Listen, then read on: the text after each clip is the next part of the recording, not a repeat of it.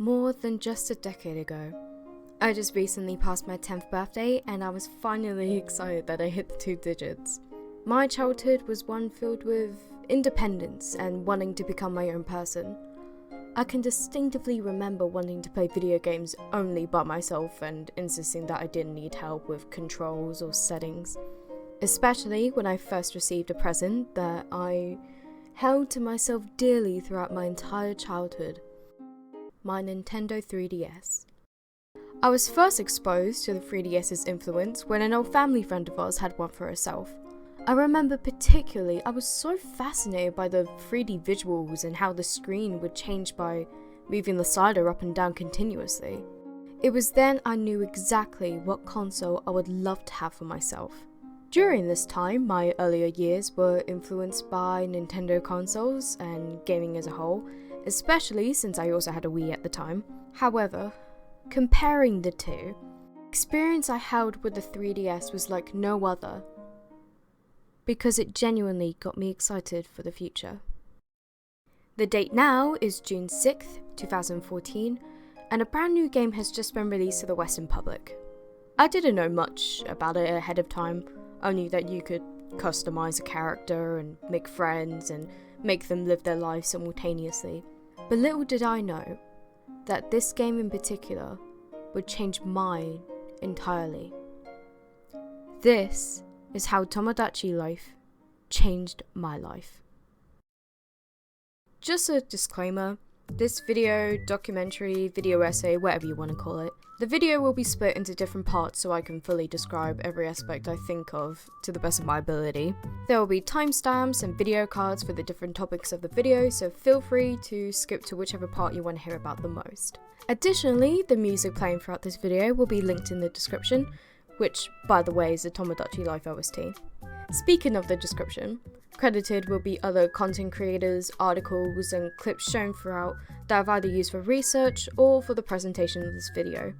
Lastly, this is my first time ever scripting or creating a video like this, so I'm sorry if there's any hiccups with the writing or the video in particular. With that being said, feel free to grab a snack or drink, get comfortable as I talk about this 10-hour project I decided to do randomly. First released in 2009, exclusively to Japan, was Tomodachi Collection, the first of a physical rendition of the game we know and love today. As far as I'm aware, there are not very distinctive differences between the two, only Collection being in Japanese and made specifically for the DS. Collection featured the same Mii customization menus, the interactions the player has with the Miis are similar, and even the island layout is the exact same compared to the 3DS. From this, I would say that Tomodachi Life is more like the HD version of Collection, without it being in HD. Though, it is interesting to see how this prototype ended up being quite similar to the game we know, and how precisely the company decided to open up the experience to the world. But that didn't go without any cultural differences. Although I'm most familiar with the European version of Tomodachi Life, there are a variety of cultural changes the developers added to each copy, depending on where exactly you live. Sumo wrestling in Japanese was changed to American football. When a Mii displays their personality, the European version is more animated than others. The starter food you can purchase at the shop. Even the title card's font style is different. Altogether, these changes were made to accommodate the different cultural lifestyles each continent had throughout the game. However, objectively, the North American version of the game received the most changes. But how did these changes affect the game, and my inclusivity to the game? Well, maybe we should discuss the gameplay itself. The unique selling point of Tomodachi Life was being able to create yourself, and others if you wanted, placing them upon an island and watching the wacky situations that could occur throughout the game. Although there isn't an actual objective, just like how Animal Crossing typically doesn't, there is a moment that most players would consider the end goal, which is when 2 Miis get married and have a baby, causing the credits to play. It is completely up to the player how exactly they want to play, from creating a thriving population, to trying to unlock every available location on the island, to even creating a family. Wait a minute. The entire gameplay is tailored to how you want to play and experience, which is pretty neat. Younger me went down the route of wanting to experience every single thing the game had to offer, I remember creating myself and a couple friends and other characters I liked at the time, like Finn from Adventure Time. I also remember watching on YouTube a few years later a couple creators having fun with very specific interactions with very specific people. Why?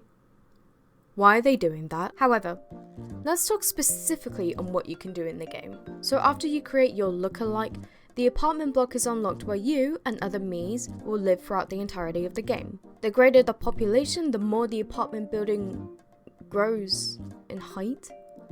What? But also different scenarios open more locations on the island. From the grocery store to the tower to just a billboard. What was revolutionary to some players was actually watching the Miis interact with their environments, either being in their apartment or walking around on the beach, shopping, or even taking a part-time job. Witnessing these events and interactions in real time is what sold this premise to skeptical gamers, and to me in particular.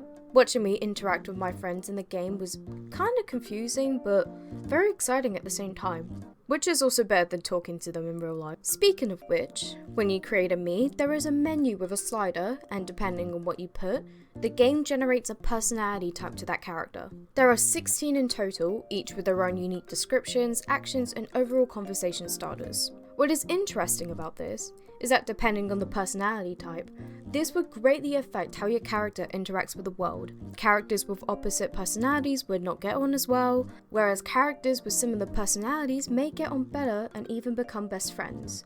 Or even fall in love. Yeah, so like I mentioned earlier, Miis can develop feelings and even fall in love with someone, which was weird if one of my friends liked my Mii, can you stop? When an event like this happens, you are tasked with helping the Miis confess their feelings, deciding where and how they should. How the recipient feels back is not revealed to the player, so you find out in real time with the Mii if their crush likes him back or not. If they do end up dating, this can further unlock a second part of the island, an amusement park with a cafe, followed with a park for barbecues. This was very fun and exciting for me as a kid, as by this time I was not old enough to go to these events by myself. So again, watching myself do these adult things was life-changing. But I'll get to that later on. Eventually, someone within the relationship may want to progress things further and ask for their partner's hand in marriage. You, once again, have to help with telling the Mii when it's the right time to pop the question. The time slows down, the anticipation is rising, the heart is getting louder. Why is it getting louder? And if successfully done, the Mii will say yes.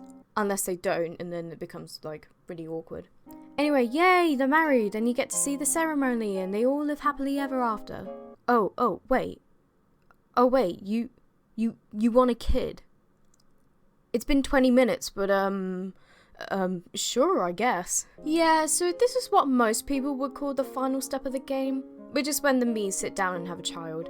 I never really cared for this as a kid, so not gonna lie, I'm not gonna really speak on it much. But once the baby is born, you can dictate the gender, name, personality, and yay, credits! The credit sequence is actually quite sweet as you look through the photo album of the baby growing and saying its first words.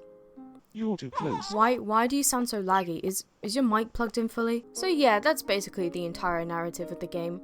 If you are someone who enjoys the relationship aspect of games, like for example in The Sims, you may enjoy the progression of watching a romantic pair blossom, but I don't, so I don't care. So far, I've mentioned the apartments, the park, the amusements, the cafe, and the billboard, but where else can you go as well? After unlocking specific requirements, you can unlock a variety of shops and communal areas. These can include an interior store, clothing and hat store, antiques, and the music hall. Wait, it's time. I can finally talk about the music hall. I'll mention exactly how later on in the video, but after gifting a Mii a song, you can take them down to the music hall where they can perform the song genre they were given, and the best part is that you can write the lyrics yourself. If you have given multiple Miis the same genre, then they can all perform together and make a band, and watching the Mii sing with really weird voices is actually quite entertaining. There's a reason why this concept itself has branched a lot of memes over the years.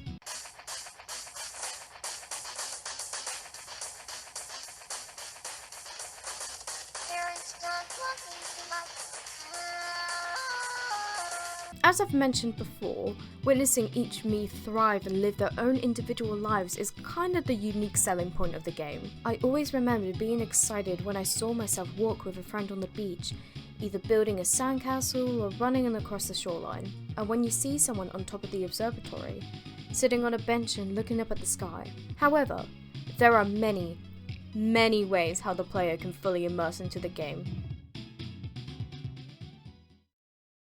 I feel like I would be here for ages if I described every single interaction the player can have with the Miis. So I'll just gloss over specific but significant moments that captures the magic of the game. If you've been watching the video, you may have noticed little coloured bubbles in the windows of the apartments. These represent the problems or emotions that the characters may be feeling in that precise moment.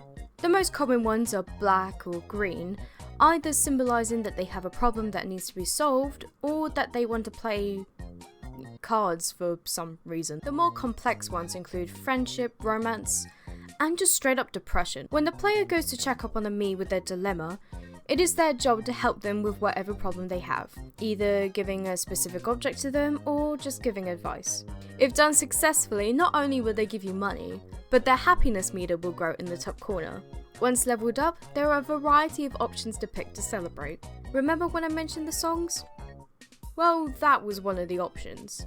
You can also gift objects, interiors, money, or even the ability for them to say fuck. Depending on what exactly you give, they would then use that gift and you can witness them again using it. If you give them a metal detector, they'll go to the beach and see what they can find. And if you give them a Wii, they may play with a friend or invite a whole group of people together to play. However, when you help a Mii with a problem, they might also give you something. Miscellaneous items that you can use to further interact with the Miis. For example, if you receive a hypnosis kit, you can hypnotize them to fall into a dream. And if you use a bath kit on a Mii, they will, well, they'll take a bath. What did you expect? This, right here, is the heart and soul of the game. Watching your characters experience their lives on this island, making friends, falling in love, getting into arguments, shopping, or just walking. But what exactly do you think pulls everything together? One recognizable piece of media that arguably made this game as memorable as it is. Well, I don't know, I think it could be anything. I mean, I've mentioned everything in this video, so I don't figure, wait. Oh! There's no way to get around it. The Tomodatchi Life OST slaps and didn't need to go that hard. Each track, I believe, perfectly plays with each scenario it's with, and each melody that it just plays just oozes charm no matter where you are. The drastic change between the diegetic sounds of the waves crashing onto the shore to the absolute jam that is the day theme playing immediately gets the player happy and excited for what scenarios they may be coming up with today. There is a reason why many content creators like myself have used it in video. Wait, hang on, wait, stop it! The night theme is also very chill and relaxed, and it puts you into a comfortable state that assures you that you will be safe while playing. Some other highlights include the Wii Maker theme, the Town Hall, In Love, Blind Date, and just Depressed. Every single track is nostalgic and perfectly fits with its allocated part of the game. Every single track is nostalgic and perfectly fits with the allocated part of the game. But that word, nostalgic. Yeah, okay. I guess I should talk about it now. The reason why I made this video in the first place. From the beginning of this video, you've been hearing me talk about how this game revolutionized my childhood, becoming my safety blanket, how in which ways child me interacted with the game, but what? What was it exactly that got me into this game fully? What sold this game for me? Why did I keep going back to it? Well, it was the thought of growing up. The theme of growing up and becoming an adult is not explicit in this game. But to child me, that didn't matter. It was 10-year-old me, seeing myself gossip to friends at the cafe, being tall enough to go on roller coasters, hosting barbecues with people I care about, living in an apartment I could call my home. All these things I was witnessing myself doing was all adult, grown-up things. I wouldn't say I didn't have a happy childhood, but I was ready. too ready to become independent. I was so determined to become my own person.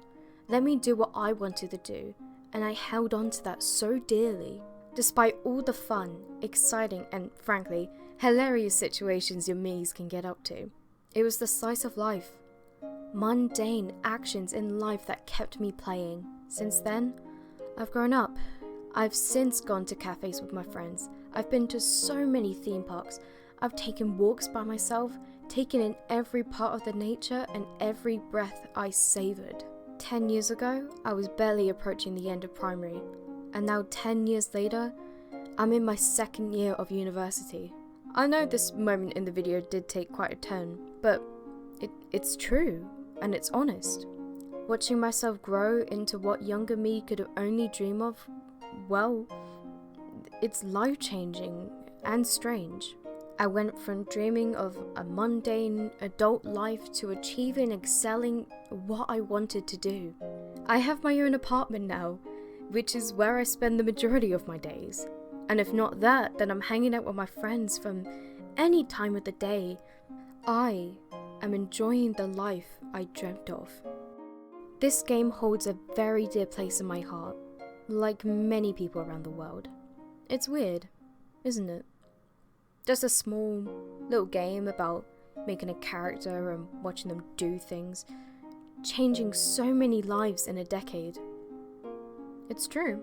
Truly, I haven't been able to go into every single part of this game in every bit of detail because frankly, that would be quite exhausting. But I do hope I was able to represent what I held so dearly when playing this game. How magical and funny and how life-changing it was. I do hope in the future that there will be a sequel or a port to the Switch, with maybe a few changes here and there. But no matter what, it will always be perfect. To me.